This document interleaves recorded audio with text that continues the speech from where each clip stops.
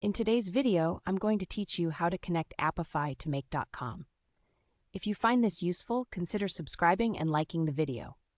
Now let's dive right into the process. First things first, you need to log into your make.com dashboard. Once you're in, navigate over to the Scenarios section. That's where all the magic happens, and you'll be able to create new scenarios for your automation needs. Once you're in the Scenarios section, look for the Create a New Scenario button located in the top right corner. Go ahead and click that to start a new workspace. This is where you'll set everything up to connect Apify and make.com seamlessly. Next, we'll be adding the Apify module to our scenario. Look for the large plus button on the canvas, which you can easily spot. Click on that to open the module selection menu. A search bar will appear, and this is where you'll type in Apify. Once you see Apify pop up in the app list, go ahead and select it. Now it's time to choose the action you want to trigger from Apify. A common choice is the Run a Selected Actor task option. Select that one, and we'll move on to the next step. With Apify chosen and the action selected, we now need to establish a connection between make.com and your Apify account.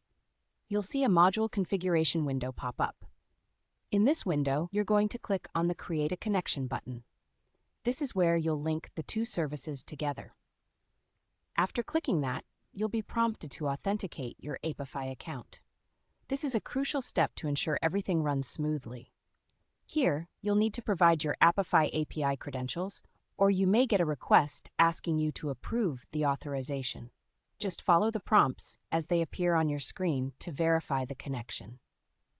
Once you've authenticated, it's time to complete the configuration. In the same module configuration window, you'll need to specify your chosen actor or task that you want to run. This is an important detail because it tells make.com what specific action you'd like to trigger within Apify. After entering all the necessary information, make sure to click Save to finalize your settings. This will lock in your integration, ensuring that make.com can communicate directly with your Apify account to execute the tasks you've set up. And just like that, you've successfully connected Apify to make.com. With these two powerful tools now linked, you can create complex automations that leverage the scraping capabilities of Apify along with the customizable workflows of make.com.